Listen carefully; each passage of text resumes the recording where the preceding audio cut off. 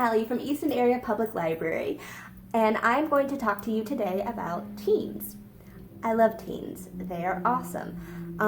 Most of the time, teens have figured out what they don't agree with. They don't know what they do agree with, but they know what they don't agree with. And they are struggling between what their parents taught, what their friends say, what they actually maybe do or don't think, and then what they see around them and what they hear from their music, their movies, their friends. They're weighing all of these in the middle of hormone and body changes. So, and usually it's a really turbulent time because this is not just a teenager's existence. Usually this is 13 to 18 years of a marriage, if not more. This is 13 to 18 years of friendships, if with the people around who have come and who have gone, and they're wondering why things become more transient at this time of life. School takes on a new meaning. People start to talk about scholarships and education, military.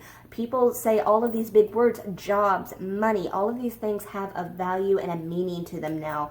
And when they're young and they're like, I would say 10 to 13, they've got all these ideas about things they want to do.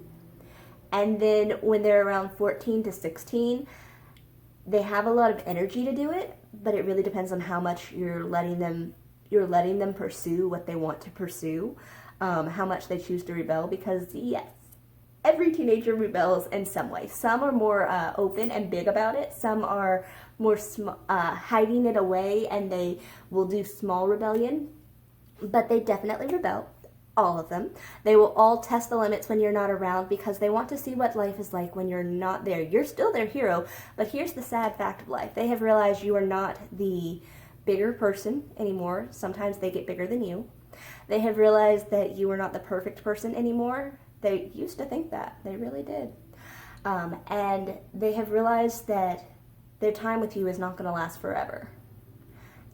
Maybe that's voluntary or not voluntary, but they are realizing that, you know what, age happens, things like that happen, life falls apart, and they want to know where they stand in all of that.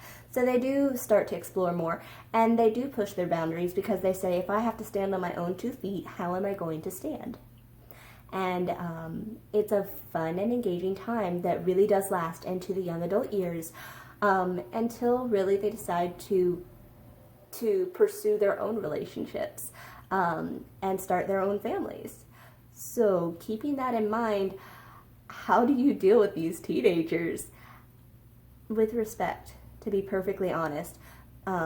With your babies, you were there because they needed you. With your little ones, you were there because they wanted you.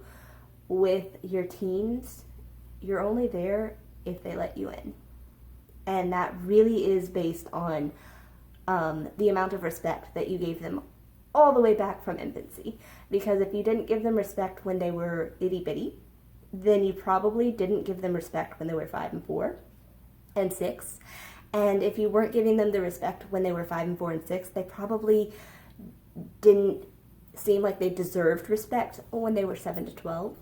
And if you weren't giving them respect when they were 7 to 12, then by the time they're 13 to 15, they're done, because they realize that respect can be given regardless of age.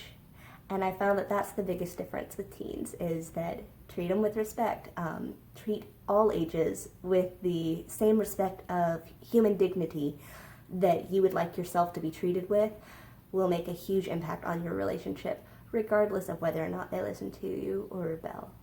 So I hope that that is encouraging to you, especially during this COVID-19. Unfortunately, it does have a lot more work on it than you'd hope for.